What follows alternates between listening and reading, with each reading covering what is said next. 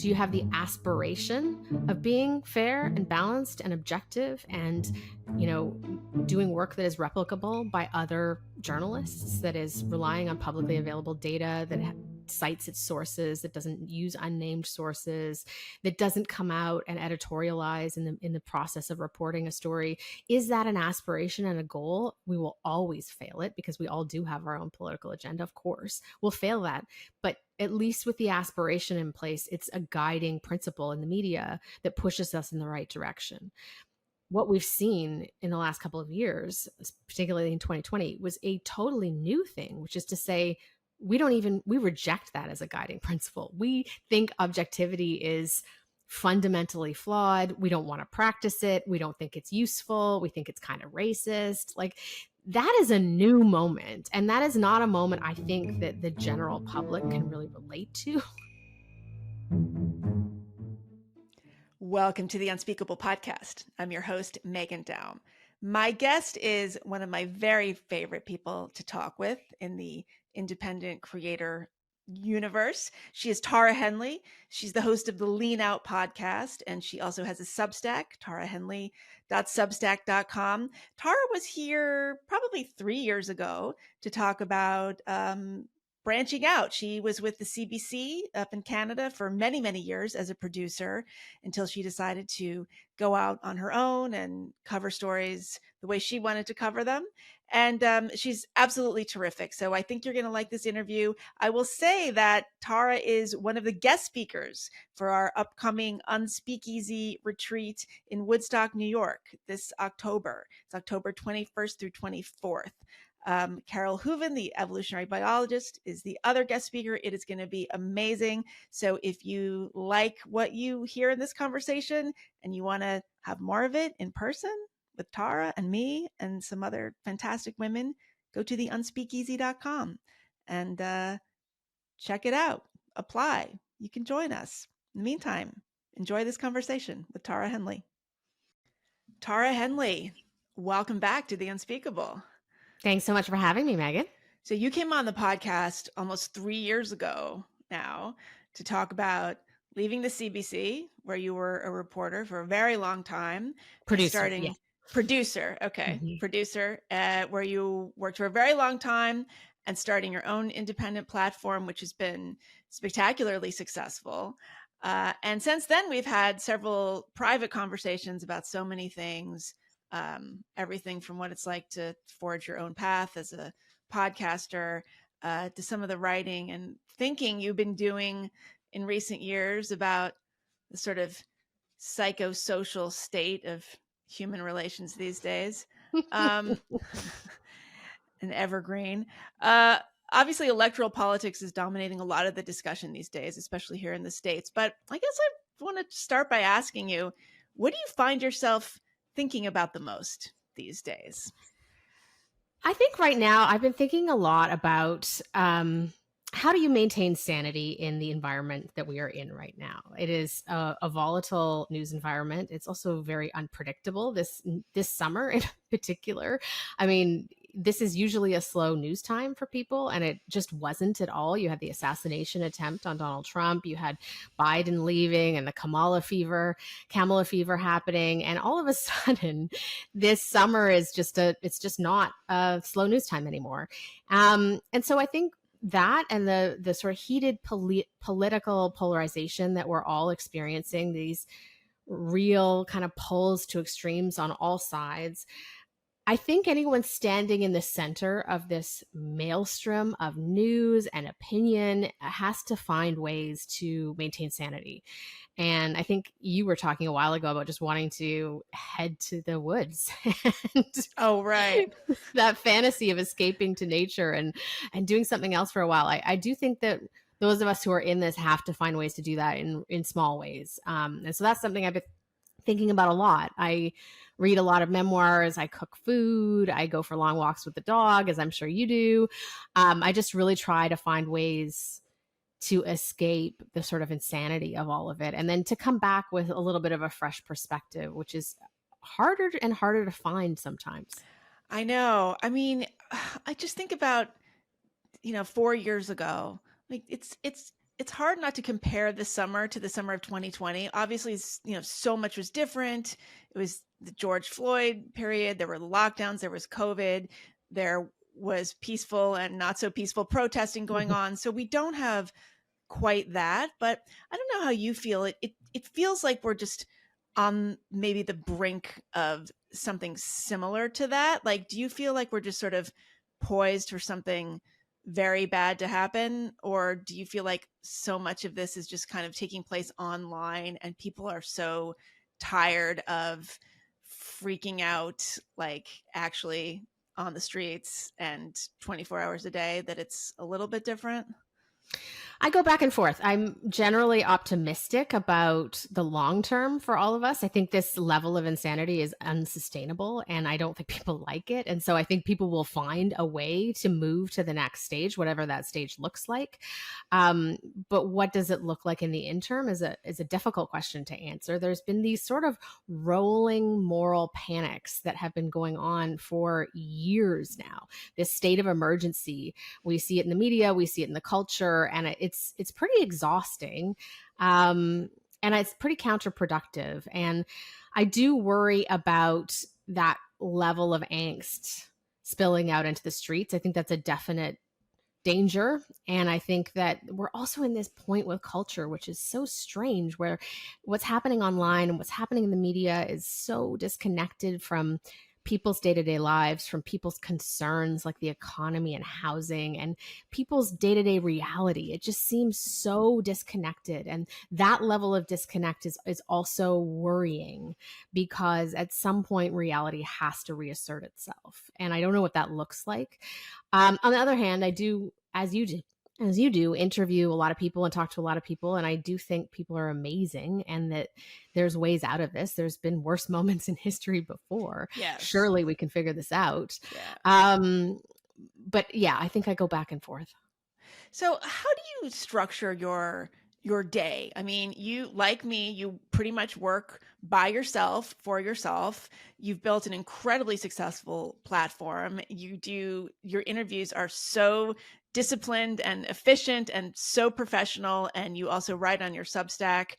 How do you actually figure out how to manage your time? I mean, this sounds like a prosaic question, but I think it's germane to so many people who are trying to figure out how to just continue doing their careers in this economy.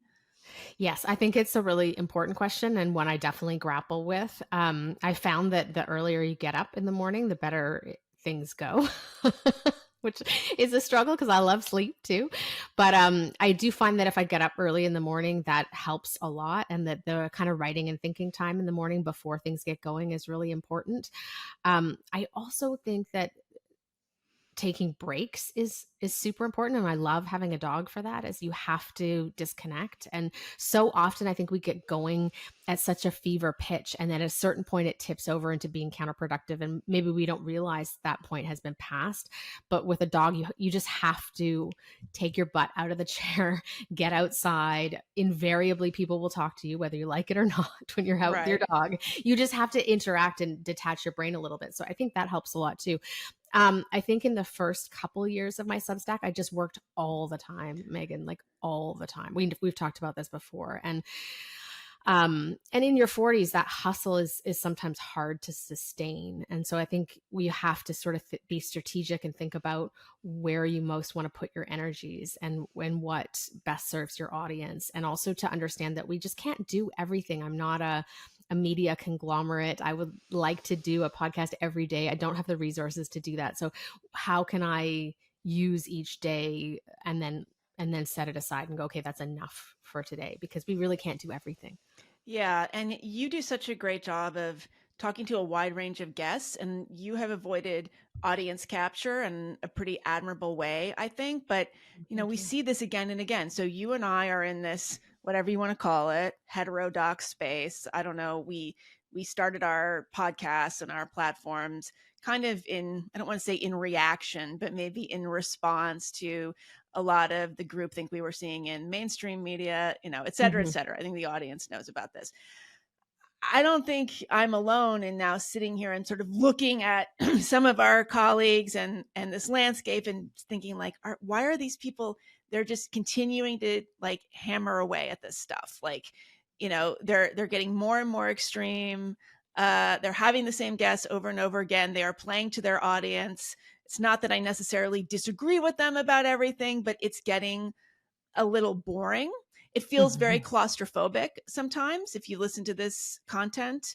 How do you avoid that and also continue to succeed? Because the business model doesn't necessarily favor resisting the capture of your audience. No, it doesn't. I'm really relieved to hear you articulate that response, because I do feel that as well. I mean, I became a journalist because I'm interested in understanding how things work. I'm not wanting to get out there and influence in the same way as a politician would, for example. I just want to understand. I want to think. I want to talk about ideas. I want to get to the bottom of things. I want to talk to a wide range of people. And so there is in the environment we're in right now, especially online, there's all of the incentives go in the opposite direction, from nuance, from moderation, from, reasonableness, from a big viewpoint diversity, range of viewpoint diversity. So I do think the hardest thing in our environment right now is to stand in the middle and to not get pulled to these crazy extremes. I think it's really, really hard. And it's something that I've consciously thought about like on a daily basis since I started all of this. I don't have any big answers to it besides that of just persevering in that goal. Yeah. And you're right, the online environment does not always reward that. You'll get way more clicks if you have incendiary headlines. You'll get way more clicks if you have moral certainty in the package. Outrage does fantastic. I just am not interested in doing that. And I, at this point, would rather not be a journalist than go down that road. I know, but would you rather not put food on your table? You are managing to succeed, and I'm sure that the majority of your audience appreciates this, but do you ever get like pushback from your audience, or do you start to notice that they kind of fall off if you don't bang that drum at least every once in a while? I do get pushback sometimes. I get pushback, but I also get lots of healthy criticism too, which helps me to grow. And I miss that newsroom environment for that too. I miss those kind of daily debates. And so when I get pushback, I appreciate it from the audience. But I know what you're saying. You're talking about that pull to the extremes, and I've experienced that a fair bit as well.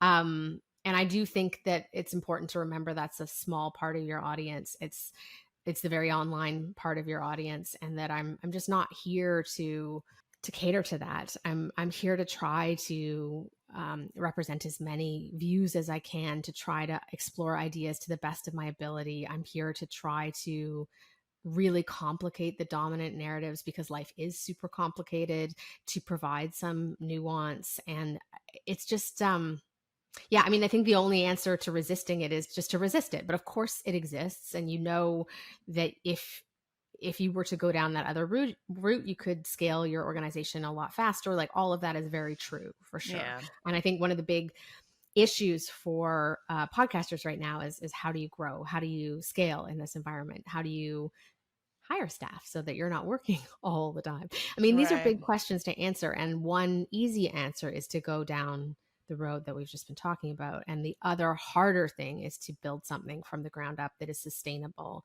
that is not hopefully just at the whims of what's popular in the culture right now. I don't want to be in the whims of the moment.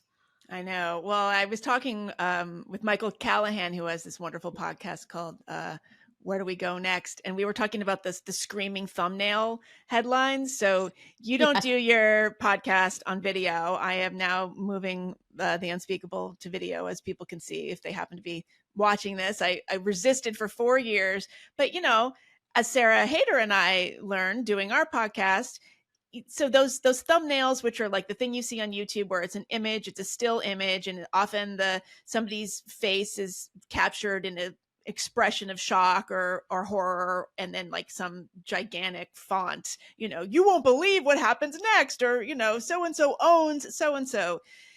it is a truth universally acknowledged that if you do not do those thumbnails, nobody will watch your video or listen to Mhm. your Mhm. episode. And it is absolutely maddening because it is tacky. It is not my brand, certainly not your brand. I worry that I could have like a great interview, a great conversation, and it's going to be completely misrepresented by this kind of iconography. And yet, if you Mhm. don't do it, the algorithm's not going to catch and nobody's going to hear it. So I'm constantly torn about how to play that. I guess I'm just hoping there's a long game here. I'm hoping that you might lose out on some traffic in the short term, but the long term idea is that you're building an audience that trusts you and that comes to you for a specific kind of content and coverage, and that in the end wins out. I mean, these, if you look at who does those thumbnails, I mean, they're very popular for a while and then it drops off because again, it's just the fickleness of the culture that we're in right now. But I Yeah. also know that people are looking for something different.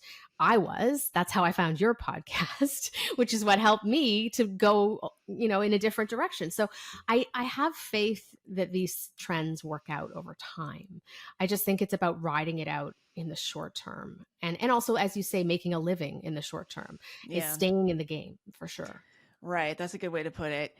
Do you ever find yourself wondering if there actually is really good stuff going on in mainstream media, public radio, public broadcasting that you're just missing? Because, there's so much good stuff in podcasts and on the Substacks. And I often find myself thinking like, gosh, everything that's good is in this independent space. Every great conversation is here. And then I think that can't be right.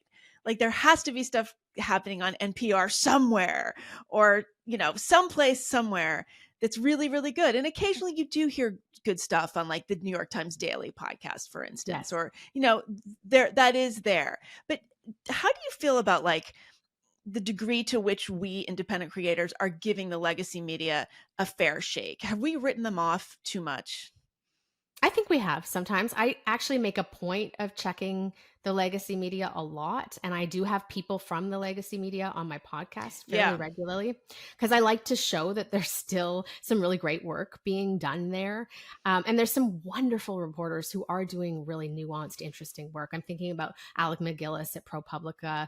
I'm thinking about actually coming up on my podcast, our guest host is going to be interviewing Ruby Kramer from the Washington Post, and she has a really amazing piece about political extremism following someone who made threats and went to jail for it, and on the left, and then in jail met someone who was part of January 6th and compared Oh, notes wow. about how each of them had been sort of swept away by that tide of political extremism. So I do think there's really good work being done still. I think part of it is that you don't always see it when you're in these bubbles. And I think it's really important to try to make a big effort to step outside of that. I think also it helps to have friends from all walks of life too, because it really helps to hear, I think, on the ground what people are reading and thinking about, and just to escape that sort of heterodox bubble for us, but also same for Mm-hmm. the mainstream media, that they need to escape that bubble too and see what's being done on Substack and on the podcast, because there's so much exciting work being done right now. It's a crazy time, a tumultuous time, but it is also an incredibly interesting time, I think. Yeah, that is true. It's not boring. I know you're in Canada, so I don't know how much you have been thinking about JD Vance. Um, but I have noticed just in the last few weeks, there's a lot of dredging up of podcast interviews he has done. Before he was running for office, he went on a lot of kind of edgelordy podcasts, including some, edgelord adjacent IDW kind of podcasts, people very much in our sphere. We're actually recording this on August 15th, and I spent an embarrassing amount of time this morning before we got on Twitter, frothing at the mouth because the Kamala Harris campaign had released an audio clip from an interview Mhm. that JD Vance did with Eric Weinstein. And they were talking about evolutionary psychology and child rearing and just the kind of stuff that podcasters love to talk about. And I do too, sort of like, how do you have a nuclear family, structure that works? What can parents do? JD Vance was talking about how his wife, who was in a very successful career, Yes. how her mother, who I guess is like a biologist herself, a retired biologist or something, had come to live with the family and was helping take care of the kids, and that this actually worked out great. And they were having this like sort of very granular, nerdy, in some ways clumsily worded conversation about like the role of grandparents. And I think Eric said something like, this is the role of postmenopausal women, is to come and be the grandma. It's not the kind of thing that lands very well with your kind of mainstream Kamala Harris meme loving audience, but the podcast listeners get it. But I noticed that it was being taken out of context, weaponized against JD Vance. First of all, it was Eric that said the menopausal women thing, and JD was just sort of agreeing. So they were implying that JD had said it.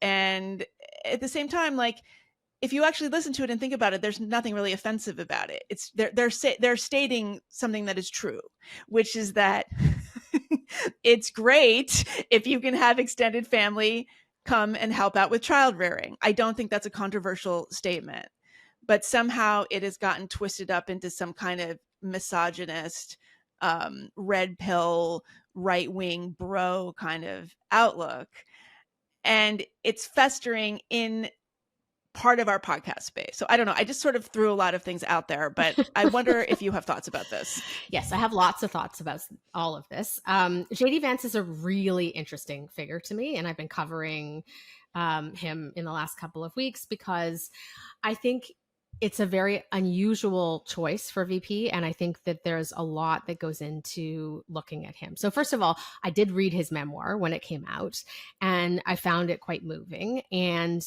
I have followed him ever since. And I think it's extremely rare for someone to experience what he has experienced in his lifetime. Very few people come from the circumstances that he came from, dealing with, a single parent family, abuse, addiction, financial hardship, all of those things, to then find themselves at an Ivy League university. That alone is extremely rare in our culture. But then to find themselves being a senator, and then to find themselves being a VP pick. I mean, this is enough to make someone's head spin. I mean, how do you navigate that leap from one world to a completely different world? And I think about that theme a lot. I just reprinted an essay from Alex Perez talking about this, about the idea of cultural adjacency, that so much of our discourse is people from all the same backgrounds talking. We don't have a lot of people from different backgrounds contributing to the conversation. And I think we really need that more. And for someone to be that level in American politics, I think is a good thing. I think that's a really positive thing. So that's the first thing.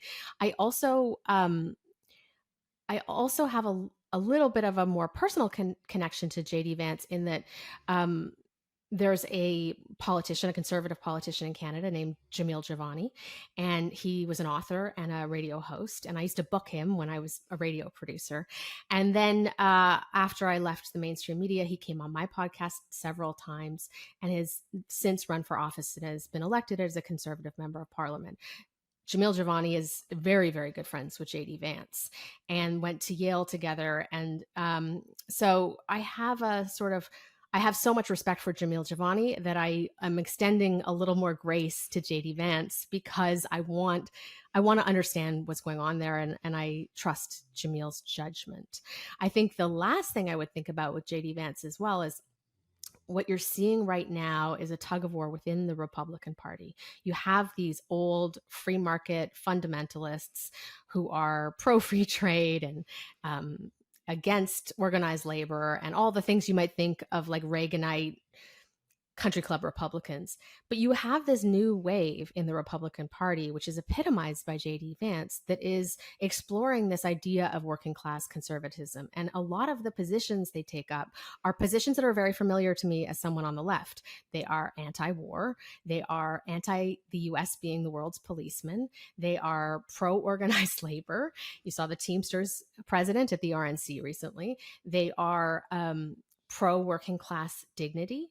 They are wary of corporate power and skeptical of big tech, and all of these positions that they have are very reminiscent to me as someone on the left. So if we take JD Vance's word that these are policies that he's interested in and look at his record, his track record, and Li Feng recently had a really interesting piece of what JD Vance has done in terms of trying to regulate corporate power, I think there's a really interesting conversation to be had there. As for the childless cat ladies, I'm a childless dog lady, as you know. So am I. You're in good company. Yep. I can see why that comment really stings. I can see it. I mean, I understand the people who are upset about it. I'm just not that upset about it. Me neither. Would you be more upset if you had a cat? I mean, is the dog it's a fine is line. the dog a buffer? I mean, I see it as a compliment, frankly, but I'm weird. I'm weird. I kind of understand. I mean, JD Vance has been very critical of a certain stream, a certain strain of feminism that you and I have also been quite critical of. And so I cut him a bit of a break on that as well. And I do think there's really concerted effort right now to paint him in a negative light. Of course there is. It's campaign season. The stakes are very high. Of course there is. But I think we have to take all of that into account. And when the comment that you were referring to from today that came out, I mean, if you listen to the full interview, he's praising Usha Vance's mother for making a tremendous sacrifice. She took a sabbatical actually from her job. Okay, so she's not even retired. Okay. For a year. Mm-hmm. Because there's no maternity leave in the United States. Like, it's actually quite a pro-family position and a pro-female position that he takes if you actually listen to the full clips. I don't think people are going to listen to the full clips. No. I know me even saying this is quite an unpopular opinion, but I seem to specialize in those. Yeah, I mean, what's amazing about JD Vance, well, I find him fascinating also. And, I've tweeted this, like, there's nothing he has said that Sarah Hayter doesn't say to me every single week on our podcast. I mean, we might as well call it childless dog lady versus pro-natalist scold. There's a particular way of talking about things that has become sort of normalized and celebrated in a particular podcast sort of ecosystem of conversation, right? And it's still anathema and really alienating and confusing to most people. I mean, but it really just boils down to this, it's sort of like the naturalistic fallacy. Like, just because something is true doesn't mean it's good, right? Like, nature, I always say, Mother Nature is the ultimate misogynist. Like, is it fair that it's nearly impossible for women to have as many children as they want and be the mothers that they want and achieve professional success? No, it is not fair, but it is true almost all the time. Yes. And we're in some pretty big trouble on this issue right now as a culture. I mean, the birth rate in Canada is the lowest it's ever been. I believe it is in the US as well. We are just not sustaining our population. But even more than that, even if you don't care about the birth rate, even if you're someone who says, well, look, maybe we need less population on the planet, the fact of the matter is women are having less children than they want to have. So we have pretty extensive research on that in Canada. And I think I just saw some research indicating that in the US as well. So if women are not having as many children as they want to have, why is that happening? And I have a lot of thoughts on this, obviously, because it happened to me. I very much wanted children. There's a lot of reasons why I didn't, the chief of which is I met my partner late in life. But housing was a big issue. I had big student loans. Economics is really, really important. And there's also this idea on the left that I had very much bought into, this idea of life scripts that I followed, which is, you go to school, you excel, you travel the world, you work on yourself, you try to do as much as you can in your career as early as you can, and that somehow everything else is just going to magically fall into place.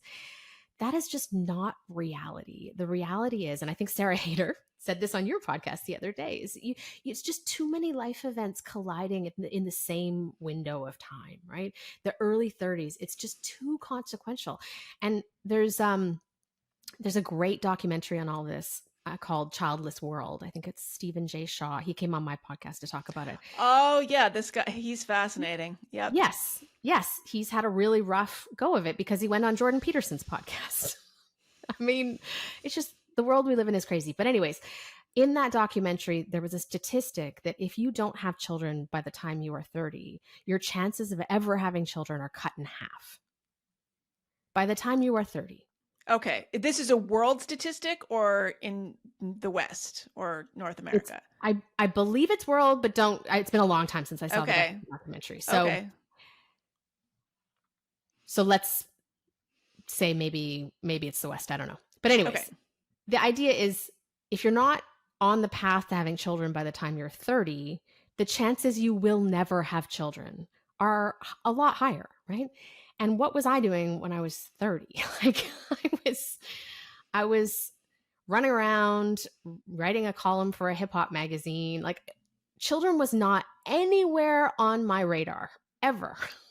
I knew I wanted them, but nobody ever said to me, you need to think about this early in your life. And if it's a priority, then you have to prioritize it, which means you might have to scale back your career ambitions a little bit. You might have to sacrifice other things, right? This is like you say, this is just reality. This is just biology. But this is not what we say to young women at all. And it is a really rude awakening, I think, for a lot of women when you get to your 40s and you realize that it's just not going to be that simple. And there are lifelong repercussions to this. So another one of your guests on the podcast said, you know, women our age who don't have kids are laughing like we're, you know. Oh, Vanessa Gregoriadis. Yeah, that she was a controversial guest and she had a very particular life experience. But yes. Yeah. So the idea is like that me and my partner can, you know, go work remote from France for the summer if we want to. And how wonderful is that? But like, what is important in life? What is actually important? What is important is deep and close and meaningful relationships. It's not, do you get to go to France for the summer? Like, and that's my perspective, right? Yeah. I mean, and it is, I think as a childless person, it is a lot harder to forge those kind of deep and lasting, long-term, meaningful relationships because our world is in such flux, because people travel for jobs so much, because everybody's uprooting all the time. You know, it's not people on the pro single living, pro glamorizing all that side like to say you can build a chosen family, and that's all well and good, but I just don't think that's how it works out most of the time. How old are you? Or 48. More or less 48. Okay. Yeah. So you are a Gen Xer. I know you've talked about this. You had very progressive parents. You grew up in an extremely liberal environment, feminist mother. It does seem to me the more time that goes on, I wonder if that second wave feminism, sort of post-sexual revolution era, maybe, you know, the early to mid 70s going into the, you know, mid to late 2000s is going to end up being like a cultural anomaly. It's going to be a blip in time where historians are going to look back and say, wow, this was weird. Like people had all sorts of strange ideas. Humans in the West had very strange ideas about what they could achieve interpersonally and ancestrally and just in terms of continuing the species. And they went back, you know, they eventually went back to the way things had been for millennia, but for this strange period of time, people were having these thoughts. Does that ever go into your mind? I would like to think that's how it's going to end up. But I don't know I don't know how you walk back some of these freedoms. Like once you've pulled everything down to the ground, how do you go back to the way things were? Or, I mean, you kind of have to just build something new, don't you? And I don't know what that looks like. And that's the other thing is I think building something new is totally exhausting. And you see this a lot in the literature of single childless women. Which I've read a ton of those memoirs and some of them are amazing, but there is this sense of there's no set milestones. You're not tied into the regular sort of cultural life. Like if you're at a school and your kids are in that school, if you have children, you know where you're going to be for the next 18 years. You know exactly what you're going to be doing.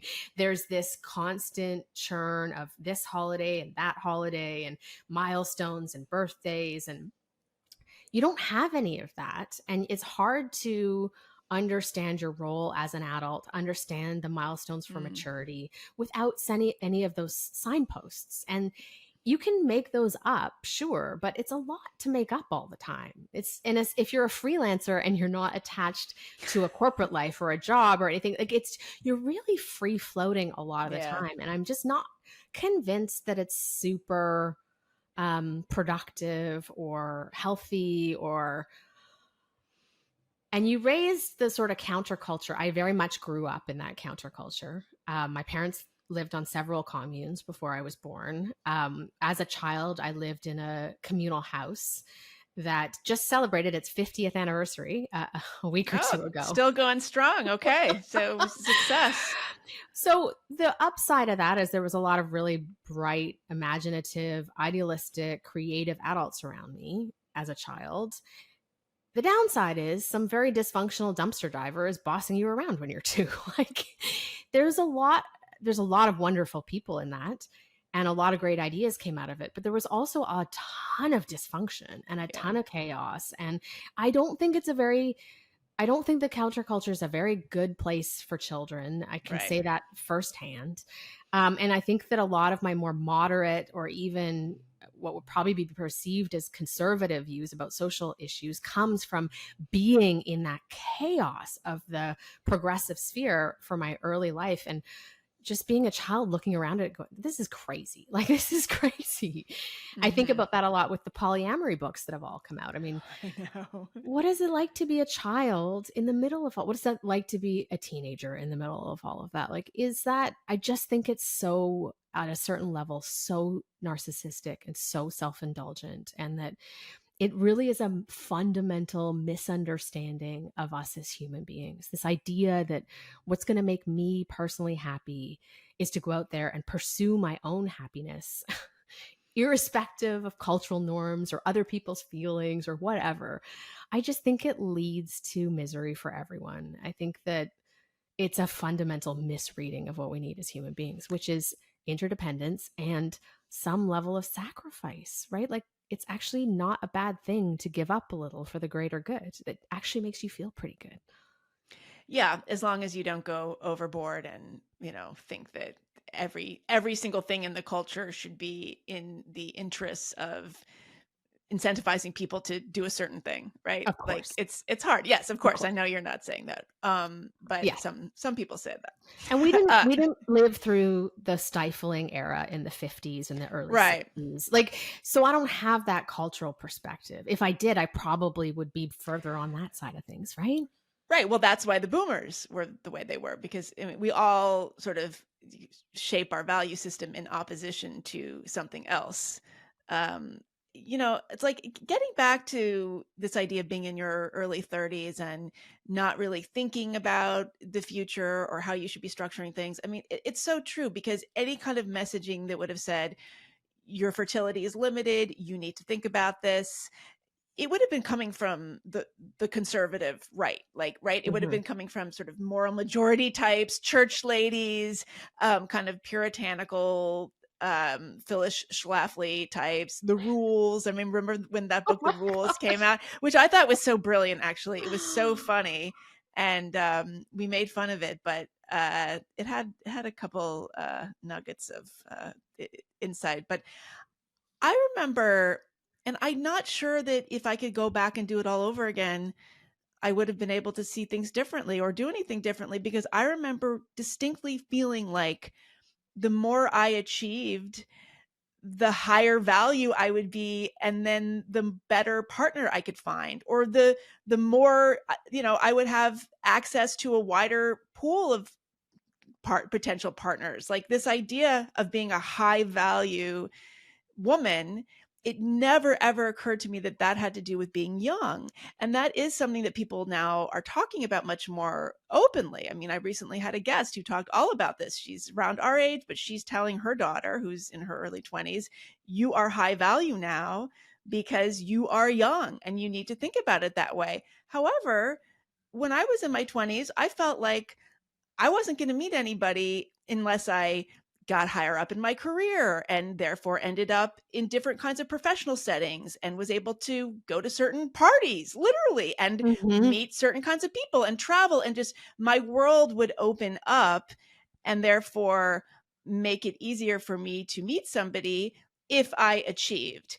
And if I just lessened my ambitions and sort of, targeted finding a partner in a certain way, I think it would have been a lot harder. We didn't have dating apps back then. Not that they turned out to be so great, but it just felt like there, without an organized structure for pairing people up, without family arranged marriages or people at least thinking that way, without a kind of matchmaking mentality baked into our social lives and the culture, it was very hard to even think about finding somebody without connecting professional achievement to that. Yes, I think that's such an excellent point. It just goes to the sort of success first careerist kind of ideology that is really baked into the culture and baked into feminism in particular right now. This idea that we self-actualize through specific means, through achievement, through career success. There's all kinds of problems with that, chief of which is that we live in a very precarious economy. And if we're hanging our self-worth on career success at a extremely unstable time for work, that is a recipe for disaster. But also, again, back to just the bigger humanist values. I mean, like, having a dog doesn't serve a professional ambition or whatever, but you know how much that brings to your life and how much taking care of that dog brings to your life. Like, there are other things outside of all of this that mean a lot, and I think we've just really forgotten them. And to your point about the culture and how the culture is organized, it's not a solo project to bring all of this back. And that's what I've discovered with trying to have a really strong, close social network outside of my partner and I's families, which are also close.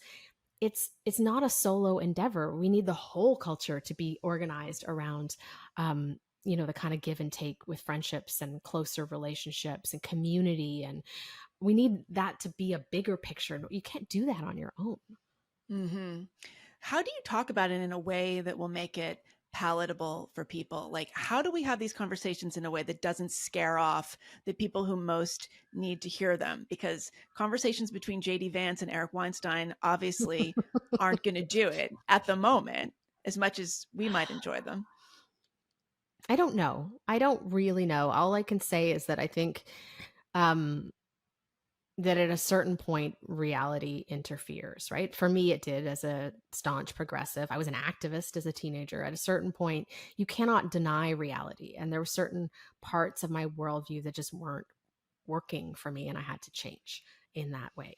Not that I'm not still on the left, because I am, but that at a certain point, this kind of drum beating online that we're seeing, the kind of real focus on the self and on self-fulfillment and self-actualization, it kind of falls flat at a certain point. And I don't think that it's up to us to convince anybody of that. I think that just happens naturally in life. And when you're open to having these conversations, you will avail yourself of them. What do you think? I get accused of being kind of a gatekeeper sometimes. Like, for instance, I'm really careful about who I have on the podcast, well, just in generally, but let's take an issue like the gender question.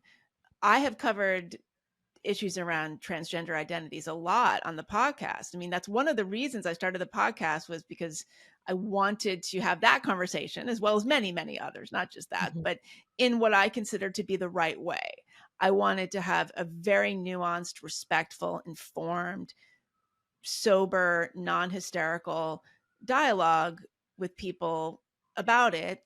And that meant not bringing people on who I knew were going to say something in an incendiary way, or had just had a certain tone that was going to be off-putting to many of the people who most needed to get the message. So, but I'm torn because that means that I have not invited certain people on who you would think I would have to talk about this issue or any number of other issues. And, I've said before, I want this podcast to have the kind of interviews that if your nice liberal friend is not understanding this issue, but needs to really know where we're at, you can send her a conversation from this show. You're not going to send her Jordan Peterson. You're probably not going to send her Eric Weinstein. There's a whole lot of shows that may be saying some of the exact same things I'm saying, but they're just doing it in a little bit of a different way. I want to be able to offer that to people. I want to be a kind of on-ramp or an off-ramp or whatever it is for a more heterodox approach. But that means that I'm kind of tone policing. I get accused of that a lot. So I'm torn, Yeah, I mean, I think the best we can all do is just try to have the kinds of conversations that we want to see in the media. Right. And I don't think that is a negative thing. I think that we're just trying to create the kind of media that we think should exist and that should play a role in the conversation that is missing from the conversation right now. And I just don't see that as a bad thing. Yeah.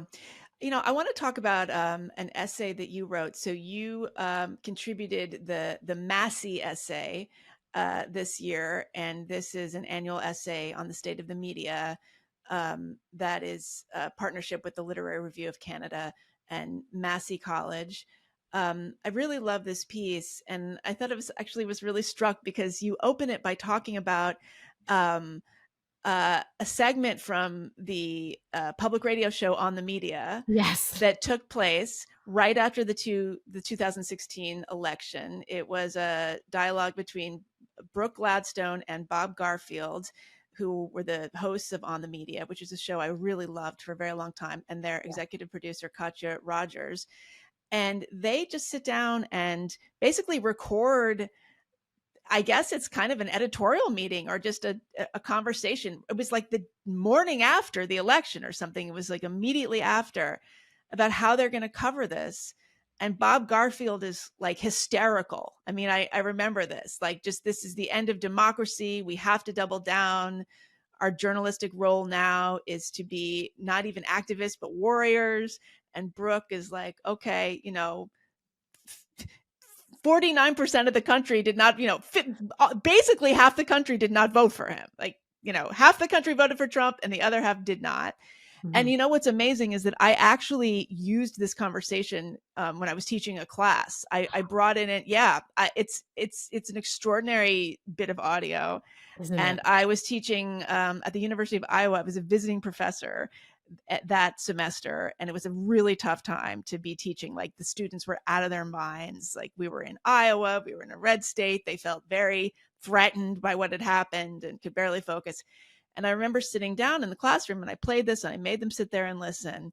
And they were pretty much with Bob Garfield at that point. They were feeling pretty hysterical, and they felt a little bit alienated by Brooke and her more sort of rational approach. But I don't know. I wonder why did you single out that piece of audio?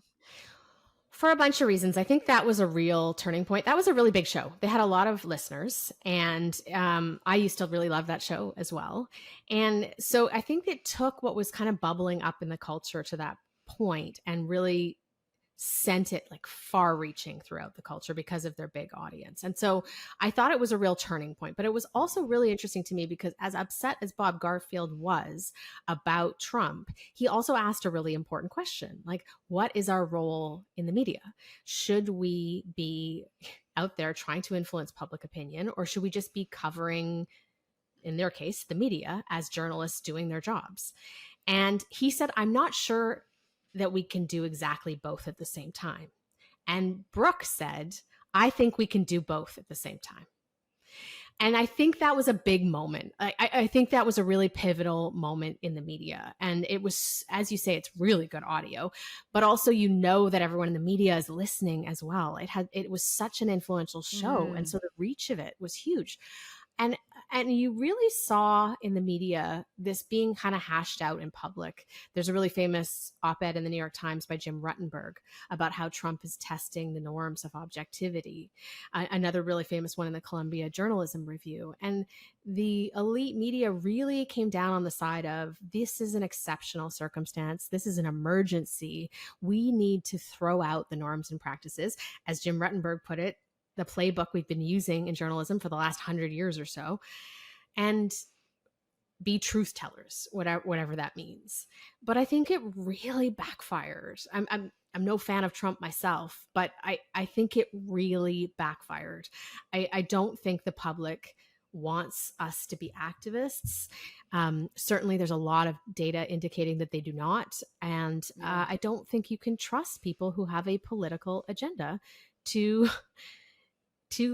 be on a fact-finding, truth-seeking mission. I just think it's two totally separate things. And I think it's really shot the media in the foot. And we're going to have to find a way to come back from it.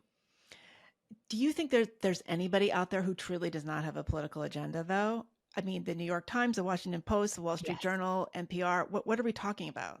For sure. I think what we're talking about is, do you have the aspiration of being fair and balanced and objective and, doing work that is replicable by other journalists, that is relying on publicly available data, that cites its sources, that doesn't use unnamed sources, that doesn't come out and editorialize in the process of reporting a story? Is that an aspiration and a goal? We will always fail it because we all do have our own political agenda, of course. We'll fail that. But at least with the aspiration in place, it's a guiding principle in the media that pushes us in the right direction. Yeah. What we've seen in the last couple of years, particularly in 2020, was a totally new thing, which is to say, we reject that as a guiding principle. We think objectivity is fundamentally flawed. We don't want to practice it. We don't think it's useful. We think it's kind of racist. Like, that is a new moment. And that is not a moment I think that the general public can really relate to. Like, what do you mean you're not going to try to be objective? I don't think it translates at all. And I think it happened at exactly the moment where trust was already on the decline. And then you have people coming out and being totally anti-Trump, explicitly so in the media. And then you have this whole conversation about, well, we shouldn't even try to be fair, essentially. Yeah. I'm oversimplifying a tiny bit, but not that much. Yeah. One thing I see too is that there will be like a pretty decent, accurate reported story, pretty objective. And yet whoever's running the Twitter account for that publication will just, railroad over that, send out a bunch of incendiary clickbait tweets, or a headline often will not reflect what the actual article is. And obviously that's a business model problem. You need to get eyeballs on it. But there's a huge cognitive dissonance here, because you could read the story and get one thing out of it, and what they're telling you the story is about is something completely else. Like, it's maddening. I mean, we saw that. Yeah, no, go ahead. Oh yeah. I mean, this is a huge problem, actually, that the media really needs to solve. When I was at the CBC, our journalistic standards and practices barred us from commenting publicly online or in public forum on any controversial topic, story, whatever. I don't know what those journalistic standards and practices are right now. I haven't checked lately, but that was, I think, a really useful policy. I wish they had enforced it more and enforced it across the board. In 2020, we saw a lot of people breaking that rule. But you really can't have journalists just spouting off on Twitter all the time if they're news gathering journalists. Perfect example is during the trucker crisis. The media in Canada was extremely prejudiced against the trucker convoy. But part of a lot of the reporting might be fair and balanced, and then that same reporter is on Twitter saying things that are very incendiary, saying opinions that really degraded the trust of the coverage of that story. There was a lot of fighting going on Twitter at that point, and I just think it really undermines our reporting. If you want to go out and and influence public opinion, become an activist, become a politician, become an influencer, Right. become a public policy wonk. Like there's a million different careers you can take, but journalism is not about trying to shape public opinion. It's about trying to get to the bottom of what's happening and trying to tell the public what we're seeing and hearing. Yeah. Well, I think some people think being a journalist is being an influencer. Yes. I mean, increasingly. And so with that kind of thing, were the reporters doing that because their editors were still forcing them to be objective enough that they were having to run a story that was fairly neutral, and yet they were like getting their yucks out on Twitter? Or were they actually just selling the story, trying to get people to read it? Like, why were they tweeting differently than they had reported? I don't know. I don't know these reporters. I couldn't speculate what's going through their minds. I wonder, I mean, there's a lot of factors going on at that point. You have a very polarizing issue in the country and people are very much on one side or the other.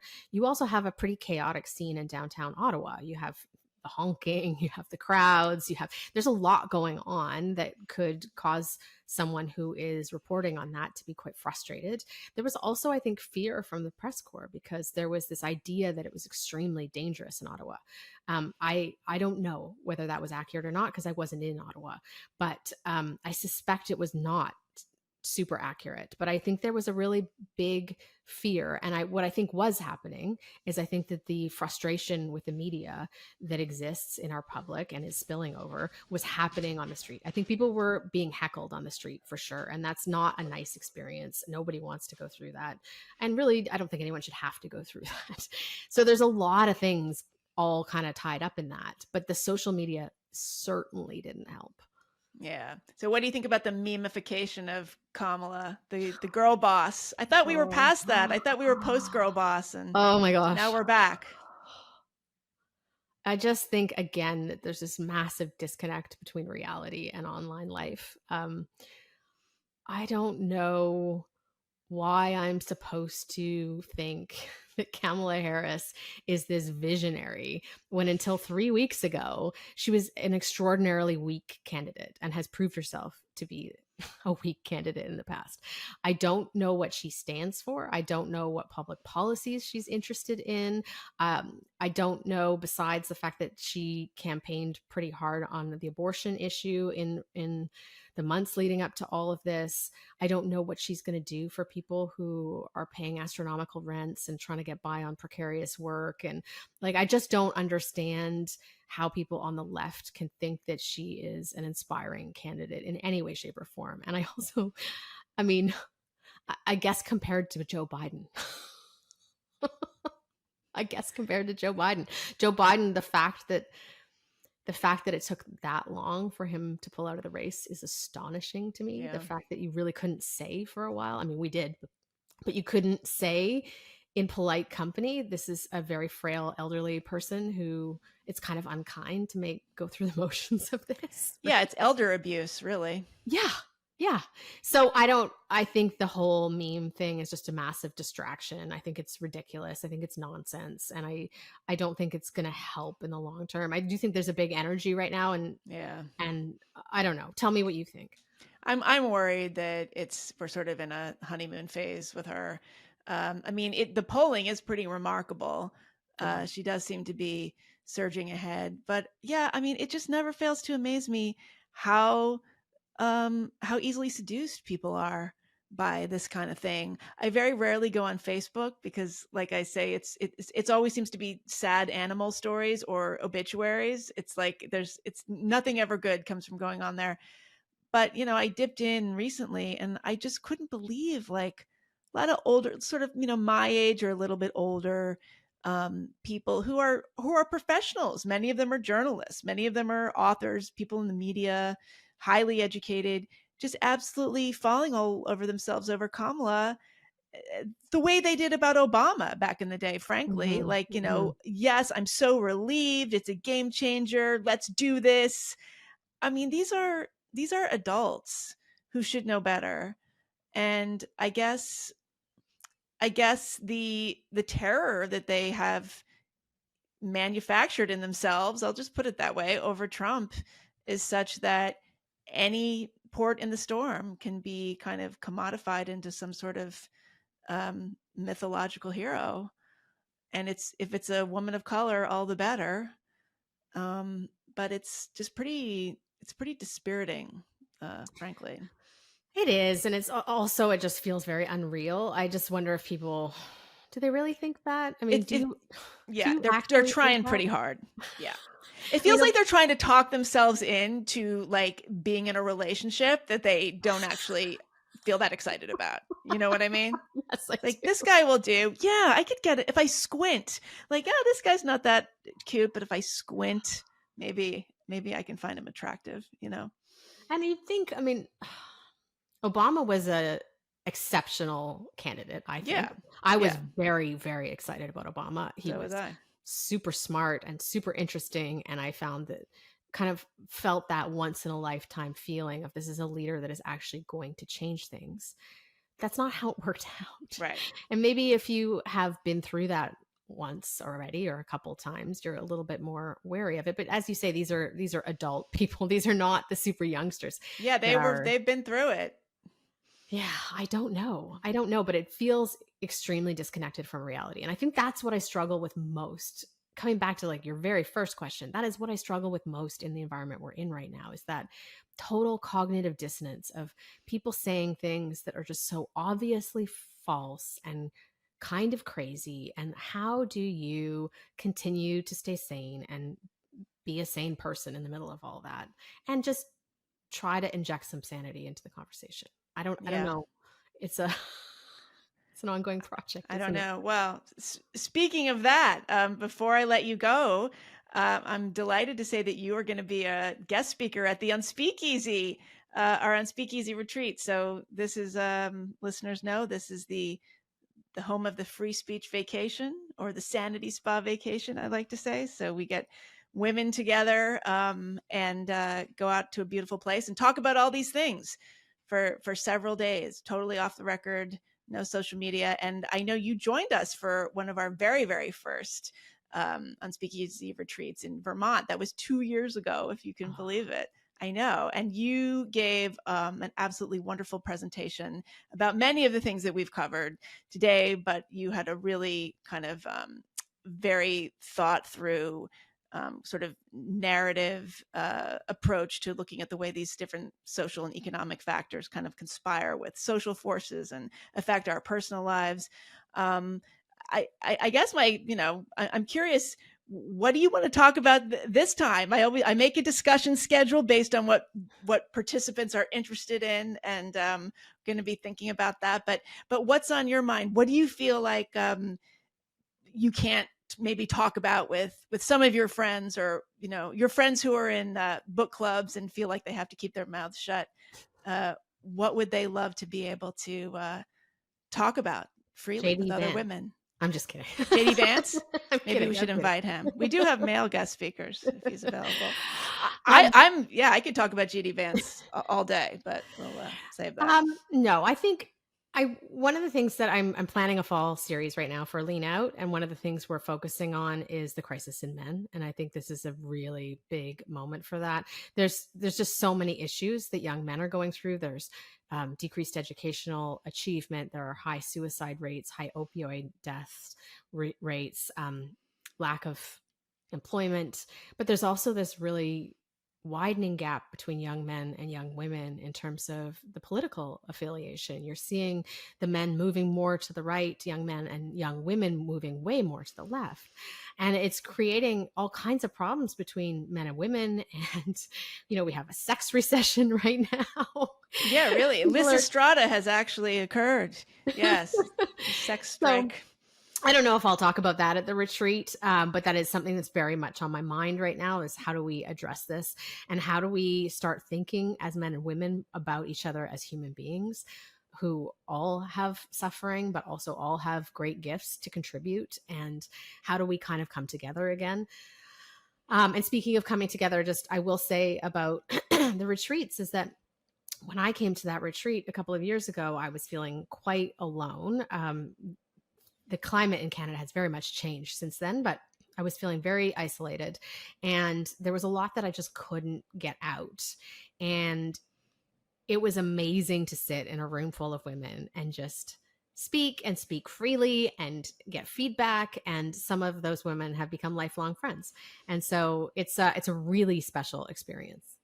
Yeah, it is. I marvel every day at the way it's growing. And speaking of men, we actually had a co-ed retreat a couple of months ago for the first time. That was an experiment, and it was great.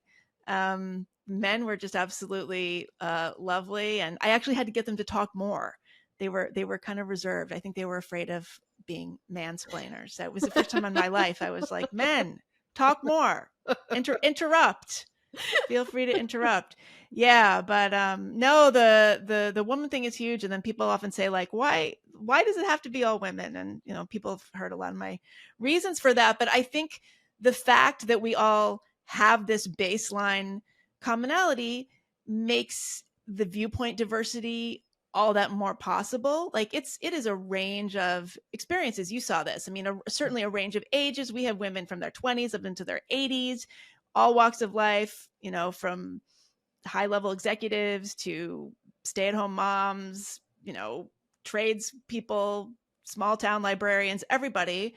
And we have people who are pretty conservative and people who are very liberal. And the fact that we all have this female experience really kind of, it's an amazing foundation.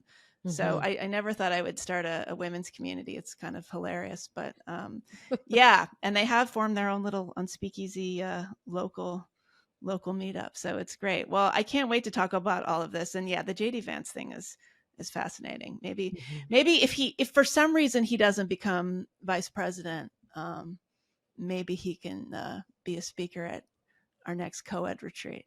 What do you think? I think it sounds great. Get him. Yeah. Yeah. If he can get a babysitter, hopefully his mother-in-law is available.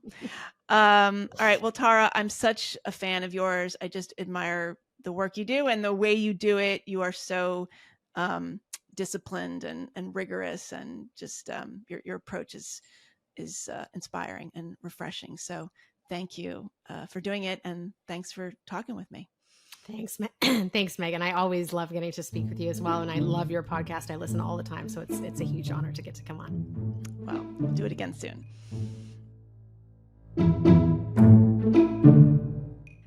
That was my interview with journalist and podcaster Tara Henley. She's the host of the Lean Out podcast, which you can find wherever you get your podcasts. You can also find her on Substack at tarahenley.substack.com. If you want to find out more about the Unspeakeasy retreat that we were just talking about in Woodstock, New York, October 21st through 24th, you can go to theunspeakeasy.com and find out how to apply. Again, these are small. They're capped at about 15, and there is an application process. That doesn't mean like an SAT test or anything. There's no exam required, but we do need to know what you're interested in, what drew you to us, and what you'd want to talk about. So go to theunspeakeasy.com. It's filling up quickly, and check it out. I'll be back next week with another super nuanced guest. Thanks for listening. See you then.